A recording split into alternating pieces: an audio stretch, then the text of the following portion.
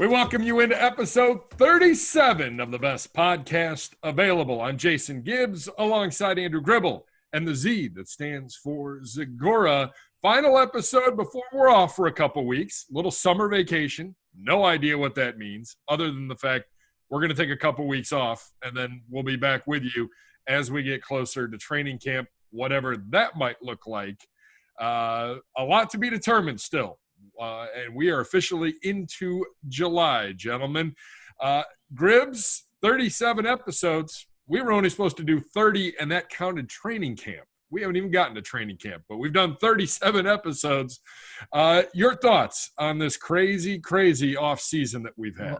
Well, we've clearly covered our bases in the event that training camp doesn't look like, a traditional training camp. So I think that's a good place to start. But I mean, it's now become so normal that the thought of even going back in the office feels kind of weird whenever that might be. So I've gotten used to this situation. I've had my kids in the house every single day since this started way back in March. So it's been a new experience for everyone. It's made the working environment challenging, but that just carries over to football as well. And I think that we're kind of entering this July thinking we have an idea of what's going to happen, but a lot can happen over the next month. And I think what the MLB and NBA do over these next few weeks is going to play huge in what could potentially happen with the NFL moving forward. Yeah, there's no doubt. It obviously has been a very unique time. I think we're all very used to being on Zoom, doing shows on Zoom and dealing with the challenges it presents, as you said, working from home and all of that. And yeah, who knows? The next 3 weeks are going to be critical, and I think we'll have next time we do a BPA, or if I'm on with you guys, I think we'll have a much better idea of what things could look like. So for right now, we're kind of going into the great unknown. You could kind of see some of this stuff coming. I remember around the Memorial Day holiday saying, we're going to have, in a month from now, we're going to have, I'm not so sure things are going to be as good as they are right now. And sure enough, they're not, but hopefully we can do what we have to do now so that a month from now, they are, and we can get these things back that we all really want to have back, because training camp's supposed to start right when the NBA starts. So that's going to be, that last week of July is going to have a lot of impact, I would say, going forward. The Browns clearly have handled the offseason about as well as any team, I would say, in the National Football League. Gribbs, your takeaways from the players and the coaches and the front office people and this whole process that we've now been dealing with for about 15 weeks.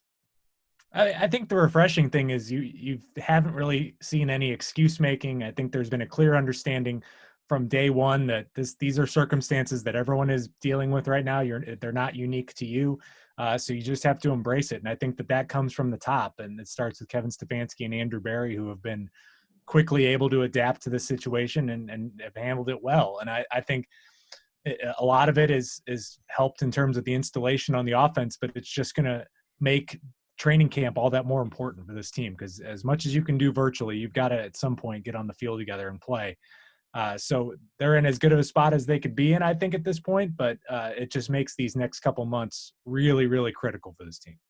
Yeah, as we say, the 3 Ps, right? They're prepared, they got a plan, and then they have a process to implement their plan, and they've done that, and they've evolved. And from talking to Coach Stefanski about how things have gone through the offseason, they were surprised that they got a lot more out of it than they expected. But Gribbs is right, that you got to get on the grass, you got to get the rhythm down, you got to get the timing down, you got to gel, and you got to take these things that you're learning in the classroom or learning off of iPads or learning individually and be able to function as 11 people together. And I think anybody who's talked about the scheme, certainly on the offensive side of the ball, knows you need all 11 doing the exact right things on every play. And when that happens, this offense is pretty much unstoppable. But that can only come from repetition, and that will only come when these guys are able to get on the field together.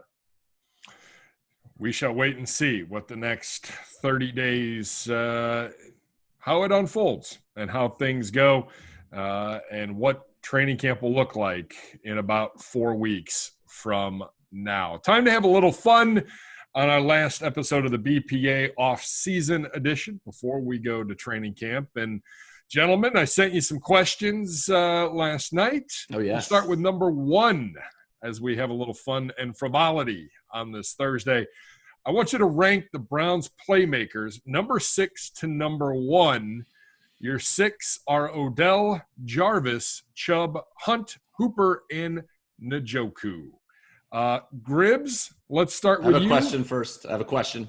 Is it in terms of are we evaluating their skill as playmakers, or what we think their importance is going to be as playmakers this year? Importance. Okay. Thank you for clarifying, Nathan. Always wanted to be thorough. Good job by you. A good man and thorough. Yeah, there you go. Number 6, Gribbs. Who's your number 6 playmaker? I mean, it's sadly for Dave Njoku. He's the only guy on this list that's not a Pro Bowler, and I think that's just going to put him in a different category at the moment. I think he's got a ton of potential, but in this group, he is number 6 because he's surrounded by a lot of talented guys out here. And not saying Njoku isn't. He showed it in 2018, but he's going into this with a bounce back year mentality, where these other guys are coming off some good seasons. Zagura, agree? Totally. Yep. Next. Number 5, Zagura. It'll be Kareem Hunt, and that's why I wanted to clarify on what is it the expectation. And look, Nick Chubb is going to be the main man in the backfield, and I think we're going to get more Kareem Hunt this year than we got last year in those final 8 games. But just from an opportunity standpoint, if Nick Chubb's healthy, he's going to be 5. Everybody else is going to be featured heavily, the top 4, and they're all pretty darn good. Gribble? I was agreeing with that. I thought it would be the controversial pick, but we agree on number 5 with Kareem Hunt. It kills Gribble, by the way, to have to agree. Yeah, I mean, it's just the way that we think this offense is going to be. I think Kareem Hunt has obvious game-changing potential. We've seen it with our own eyes and with him in a different uniform at our own stadium. But I think that it's just the way things are shaping up with this offense. It's going to be tough to get as many of those reps as maybe he did in the past. All right, Gribble, hit us up with number 4 on your playmaker list. So I'm going to go with Austin Hooper on this list because I think the tight end is going to be very important in this offense. I think he's going to have a lot of opportunities, but maybe he's clearly a different kind of tight end than Kyle Rudolph was. But I just didn't see that tight end in that Minnesota offense. It was the 2 receivers in the back, and that's where I'm putting those guys ahead of Hooper at the moment. Clearly, though, he's going to be a big part of the offense. Segura.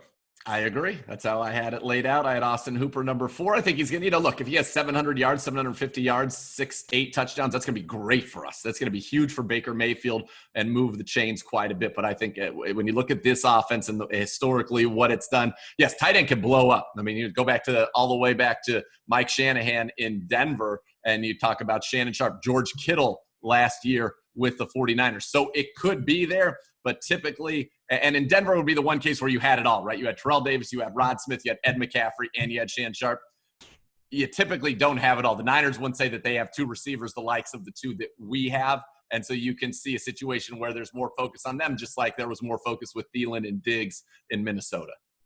And so that leads me right into number 3, which for me would be Jarvis Landry, because we're talking about playmaker. Jarvis Landry is as good as it gets. Complete wide receiver, can do it all for you. Very, very steady, but not really as explosive as the guy who I think will probably end up being number 2 on both of our lists since we've been in simpatico so far. So I go Jarvis at number 3. Yeah, I picked Jarvis here as well because he broke I just think breaking the tie, because I think they basically put up very similar numbers last year, but I'm just giving Odell the edge because I think that he's coming off. He's already 100% healthy. He probably expects to do more in training camp than Jarvis. Jarvis is coming off a pretty big surgery. So I just think that's what broke my tie for me, but both are going to be equally important here. So Gribbs, you're number 2. I picked Odell for this one because I think that I think he's poised for a huge year. And I think when you look at who's got the best big play ability on this team, it's probably Odell Beckham, but it's more about why Nick Chubb is my number 1, just based on what we know about this offense and honestly what we hope this offense could be. You want to hope Nick Chubb is your number 1 playmaker because that means you're winning games. Yeah, Nick Chubb is a stud, and he is a home run hitter in his own right. He can take it to the house from anywhere. He's got at least a run of 80-plus yards each of his 2 seasons in the NFL. So Nick Chubb's number 1. The offense is going to be built around him. We are a wide zone, outside zone offense, and that's the centerpiece. Just like as good as Diggs and Thielen are in Minnesota, when that offense is humming, it's built around Dalvin Cook and what he was able to do for them last year. So I think that's right. But heck, this is a long, far way removed from the days of when we'd be talking about it. And this top 6 list would include names like Ricardo Lewis and Kenny Britt and things like that. It's a big difference. Isaiah Crowell and Duke Johnson, who were very good for us. we're just in a different stratosphere now with this organization. As he said, 5 Pro Bowlers in our top 6 playmakers, a former leading rusher in the NFL, leading receiver in the NFL, leading in terms of receptions in the NFL, second leading rusher in the NFL. I mean, there's some real talent here. Can we go back and listen to the CBD that came right after the Browns claimed Kason Williams off waivers? Oh, I'm sure that was a big one. Bryce Treggs as well. Oh, yeah. At least he averaged 19 yards a catch with us. Bryce Treggs at least made some nice plays. Those were lean years, man. I tried blocking all that out. We just did the all-decade team. We're going through the all-decade team with the Browns on CBD, and you just look at the receivers. It's stunning. I mean, it's stunning what's kind of transpired over the last decade for the Browns. Well, Zagura, you mentioned it the other day. Like, if we put in a stipulation where you had to have had at least 2 years, like, it would have been really hard. We have a lot of one-year wonders. Yep. And not a second year on the follow-up. Yep. So, all right. Thanks for the all agreed upon segment. Yeah, that was pretty good. We move on to number 2. I'm coming up with some humdingers today on the rundown. The coordinator or assistant coach you are most excited about joining this football team. Gribble, I'm going to start with you here. I'm going with offensive line coach Bill Callahan, because I think that he's been given the pieces to work with. He's got a couple big projects on his hands, and I like that entrusted with the guy's experience as Bill Callahan. First off, he's working through the transition with Jedrick Wills going from right tackle to left tackle, something he's done in the past with multiple players and has found a lot of success with it. So I think he's the right guy for that job. Also, I like the cool, calm demeanor when he's talking about the situation at right guard. I think that's an issue where find me a team in the NFL that's had to have right guard competitions and back-to-back training camps. And I think that's not a place you wanted to be right now. But I think that he seems to truly believe you got the option on your team right now. So I think that's a good problem to have, where that's your only issue on the offensive line at the moment. So I think that he just brings that veteran experience on an otherwise pretty young offensive staff. And I think he was a great addition and one of the first additions that Kevin Stefanski made. So if I had gone first, I would have also said Bill Callahan, but since I'm going second, we want to have something different. So a couple names popped in my head. Chad O'Shea, I think getting to work with that wide receiver room and the experience he brings as a play caller and what he was in New England. And more for me with Chad, it's figuring out what's going on 3, 4, 5, 6 in that room and hopefully developing Donovan Peoples-Jones. But my answer is going to be Joe Woods, because you talk to people at the 49ers organization, they couldn't say enough good things about him. His time in Denver was very successful. He's going to bring a style of defense that I think suits our personnel very, very well on both sides of the ball. He understands what needs to be done and comes from, a very exciting, prolific defensive team a year ago. And really everywhere he's been, his secondaries have always been great. And I really think with our talent up front, it will be good enough against the run. The key in this league is stopping the pass. And if our secondary sends a bunch of people to the Pro Bowl, as his secondary seem to do every year, at least 2, then I think we're going to be in really, really good shape. Zagura, the addition on this team, either through free agency or the draft, that you are most excited about that's not getting any publicity or buzz? I'll go with for because it's kind of under the radar. I'm going to say Carl Joseph. I really like Carl Joseph. When you watch him, when he was with the Raiders, he was the highest graded player on their defense in 2018 from Pro Football Focus. I thought played very, very well last year before he got a season-ending injury. If he can stay healthy, and that is an if with him at this point, right? It is. But this is a former first-round talent who can play both safety positions. He can hit. He can cover. And I think he's a very, very good player who's going to put up the best season he possibly can on a one-year deal to try and get paid. But I'm pretty pumped about what he's going to bring to this team. Gribble. So this might be borderline just because I have a hard time quantifying like what's been buzz and not. But, I mean, did Jack Conklin get like 30 minutes of buzz and that was about it? Because I feel like we haven't He's got buzz. He's got buzz. Yeah, that was buzz. I tend to agree with Gribble on that. I feel like we haven't talked about him since that moment that it happened. Yeah. I think it's because he's so good. It's like but you always mention, though, the first thing people talk about when they talk about our team is how we remade the line with Jack Conklin and Jedrick Wills. So it's not like a whole lot of buzz about him. It's just like, all right. We brought in a great player, period. Yeah, he's gotten roped in with him. So I'll try to find a more niche pick after this. But Jack Conklin is just like, you added a great starter to your offensive line and fixed a major issue. and it's just like a plug and play. You know, he thrives in wide zone, and you know he's going to be good. And I think that was clearly such a huge acquisition that was probably overshadowed a bit by Austin Hooper because they happened on the same day, and Austin Hooper catches the ball and Jack Conklin doesn't. So you're going to get more buzz that way. I guess a second one for me would probably be Adrian Claiborne on the defense, because I think that you just didn't have that player on the team last year. You need that third pass rusher that can come in on third downs. And I think that even though this is a veteran group, I still think another one was needed in that room, especially with one that like Adrian Claiborne, who's gone through so much in his career, has a lot of experience. And I think he's someone that could help even Myles Garrett. I think he can, just his presence in that room alone can really help. And Chris Kiffin on this podcast had nothing but glowing things to say about him and what he can do for this defense. Yeah. All right, Gribble, most memorable interview you've done this offseason, front office, coach, or player? What's one that stands out the most to you? Whew. I'll go with I enjoyed our conversation. Our most recent one was with Callie Brownson, who's always a pleasure to talk to, and gave some great insight into us. I also enjoyed, maybe it's because I've got a good relationship with him, talking with Glenn Cook, who is really in a great position and has earned his promotion and is kind of a stable, easygoing guy in that position and he's got just a ton of experience in all aspects of the football organization. So I really enjoyed talking to him and getting his perspective on things. Another one that I talked to, not on this podcast, but is a super interesting person to talk to is our new VP of football operations, Kwesi Adofo-Mensah. I mean, just the background alone is just so unique for what he's doing. And I mean, just insanely smart guy. Like they added a smart guy in the room, and he is very smart. Zagura? All right. And you've done quite a few here, buddy. I really like how Gribbs went very Zagurian in his answer there with 38 answers, so that makes me feel carte blanche to do such a thing as well.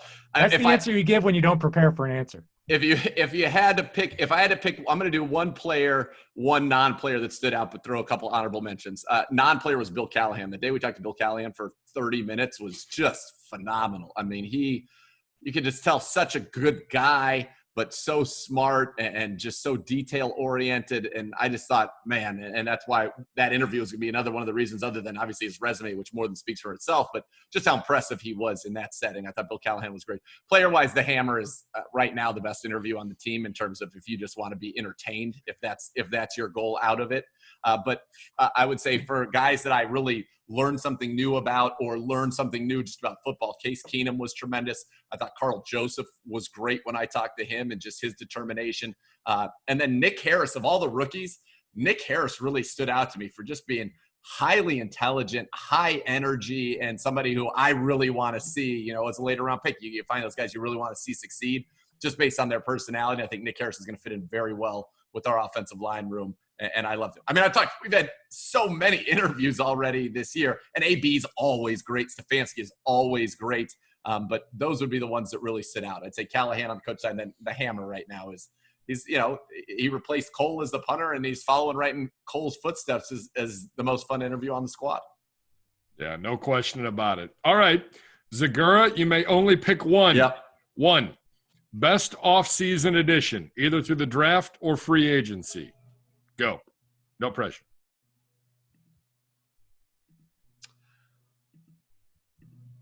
So I'm not going to go with an obvious answer, but I'm going to go with one that I think is going to have really some of the biggest impact, even though it may not be felt particularly on the field. I'm going to say Case Keenum. I thought Case Keenum, when you think about that, every move in this organization was made to help your quarterback in terms of we talked about Conklin, we talked about Austin Hooper, and those are going to get all the buzz, right? Jedrick Wills in the draft. Of course, I love Grant Delpit. I almost went with Grant Delpit, but I think Case Keenum and what he's going to bring to that quarterback room and the professionalism that he is going to bring, the knowledge of how Stefanski teaches and this offense that he's going to bring, all of these things are going to be critically important. And sometimes it's those behind the scenes things that end up having the biggest impact on the field. And so I'm going to say Case Keenum. I thought that was absolutely the perfect person to put in that quarterback room, which is the most important room in the building with Baker Mayfield. Gribble. This is I've got two, and I'm gonna just pick one, but to me it's got to be Jedrick Wills.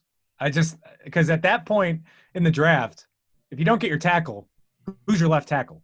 And I think that that would have been the huge question mark hanging over this team if you didn't get the guy you wanted. And I do believe that they got the guy they absolutely wanted.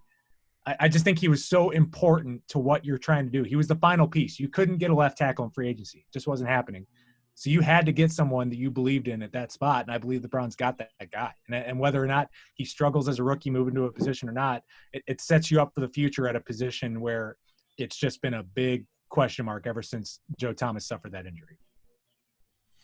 Gribble, if you had to do a power ranking of the NFL's 32 teams post-offseason, where would you rank the Browns and why? So I'm going to go – it's hard to just put a number on it, but I'm going to say I'm putting it in the top 10. I will say it's the Browns do not even rank number 1 in the division, though. And I think that goes to the Cincinnati Bengals because they got their quarterback. That's a pretty good offseason. You got the number 1 pick in the draft. The Bengals actually spent in free agency. They added a lot of players. So I think that in terms of even in the division, Browns probably number 2, but I think a safe number 10, which is good because we shouldn't want to be number 1 in the offseason again. That didn't go so well in 2019. So I think I'm putting it a safe top 10. Zagura? Did you more mean like if we were power ranking the teams right now or what our offseason was? Yeah, so because I went with offseason. All right. Where would you put us in a power ranking right now?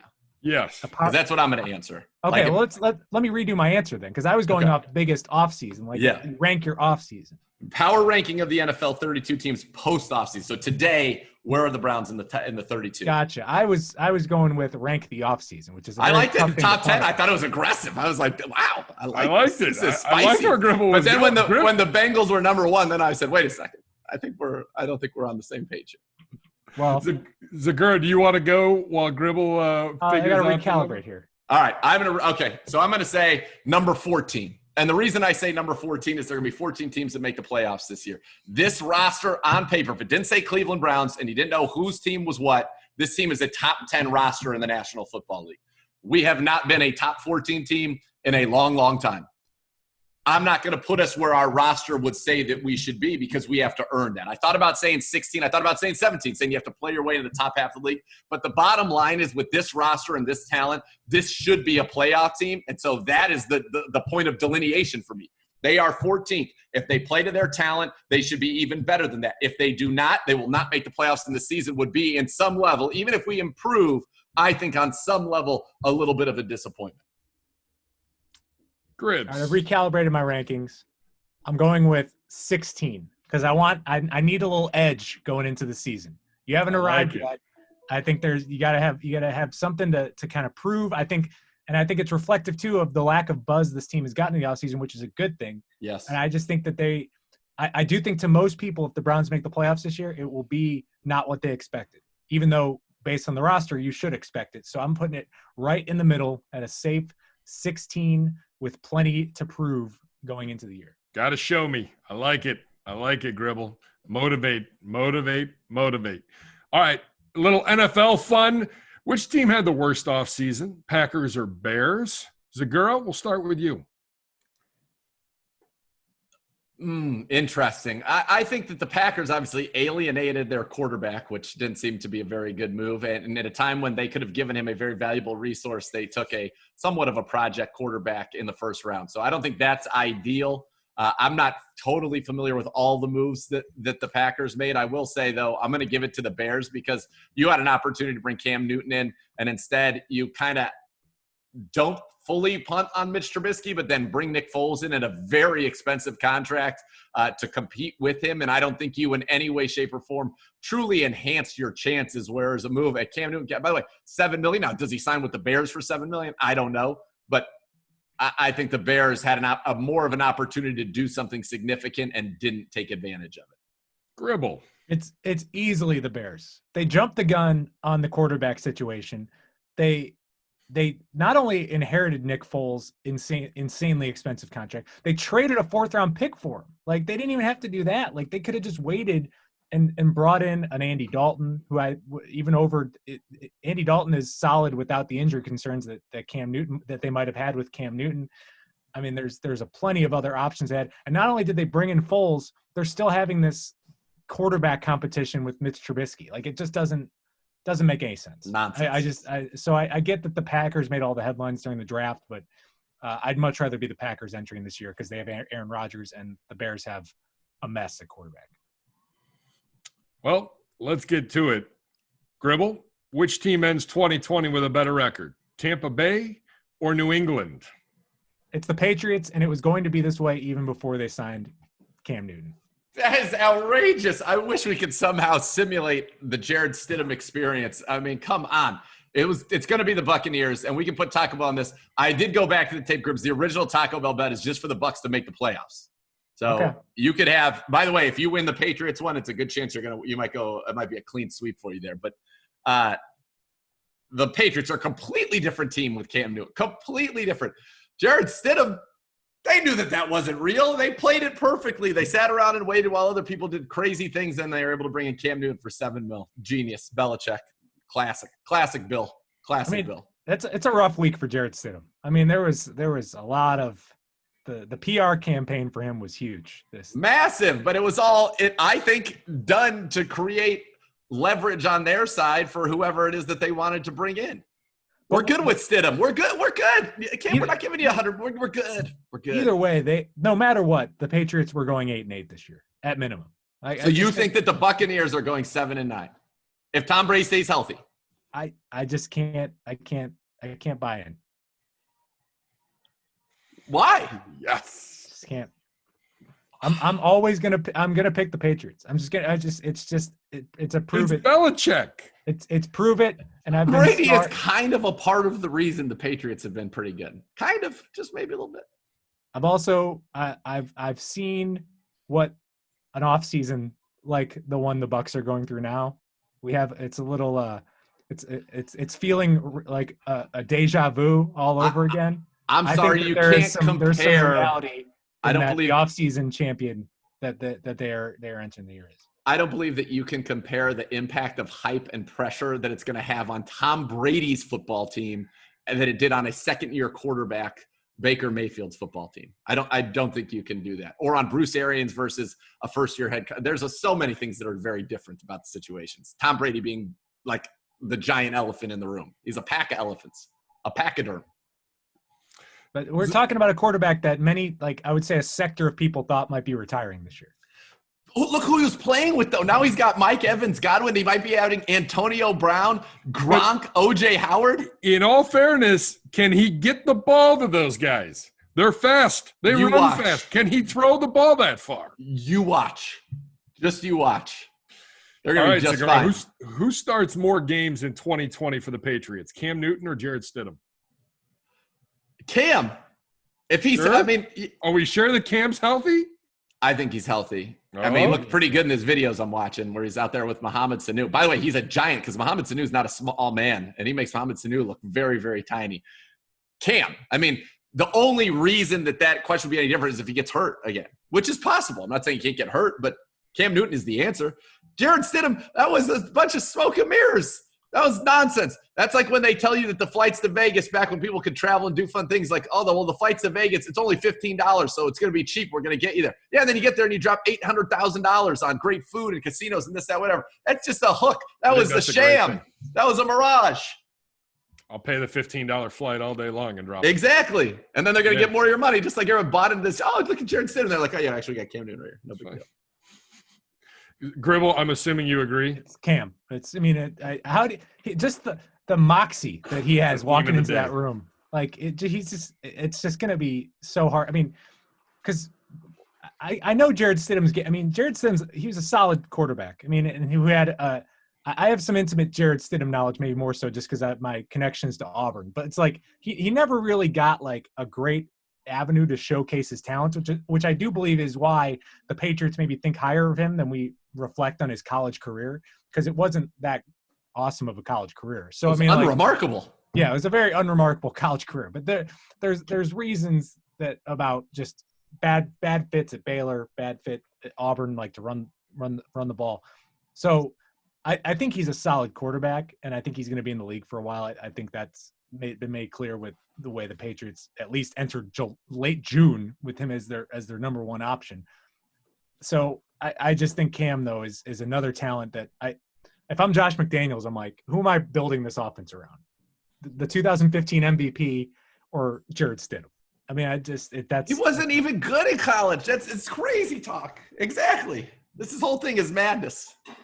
I love it. I love madness. Gribble, fact or fiction, the AFC East gets 2 teams into the playoffs in a way too early prediction on July 1st, 2020. I'm going to go fiction. Just because I think it's going to be the Patriots, and I think it's going to be a lot of muck behind them, a lot of 7-9, 8-8 behind them. Because I think the Dolphins and Jets will be a little bit better. I'm not buying the Bills this year, so I think that it's going to be a little tough. I think the North is a lock to get 2, if not 3 teams into the playoffs, and I think the West is a lock to get 2 teams into the playoffs. So you do the math on it, right? You've got the Chiefs in the West. Who else do you like in the West? I like either the Raiders or the Broncos. I think one of them get in. Okay. In our division, I think I'm putting 3. So I'm going to go with the Chiefs for now. So we're at 4. You have the division winner in the South, which could be the Titans or the Colts, I suppose, or the Texans. It's going to be tough, I would think, for the AFC East to get 2. But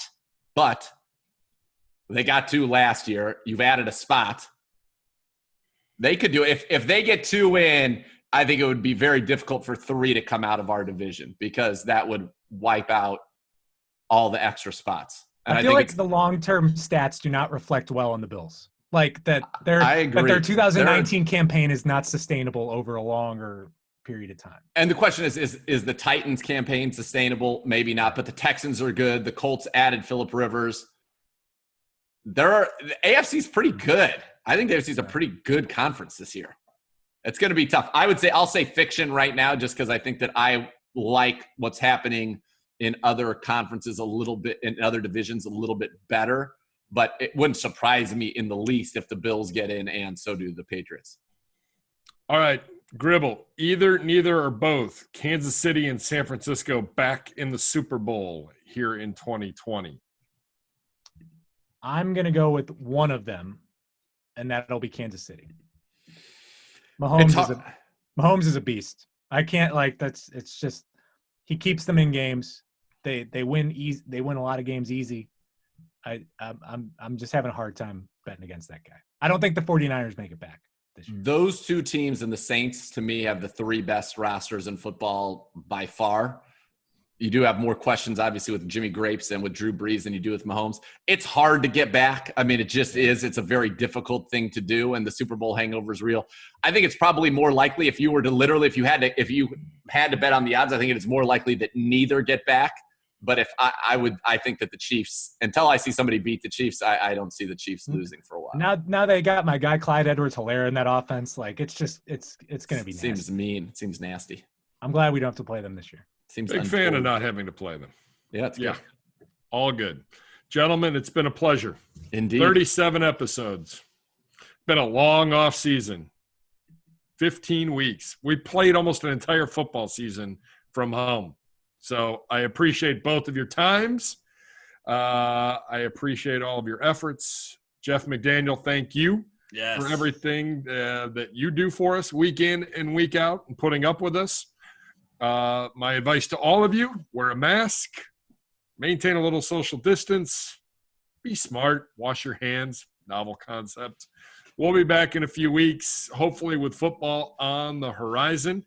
Make sure you enjoy the holiday this weekend safely. Take care of one another. We will be back with you probably the week before training camp gets set to open. You can log on to clevelandbrowns.com or wherever you get your podcasts. Like and subscribe today to the best podcasts available. You can also watch us, youtube.com/Browns. For Nathan Zagura, for Andrew Gribble, thanks again, gentlemen. Enjoy your weekend. Zagura, happy early birthday. Thanks for watching, and thanks for listening to the best podcast available.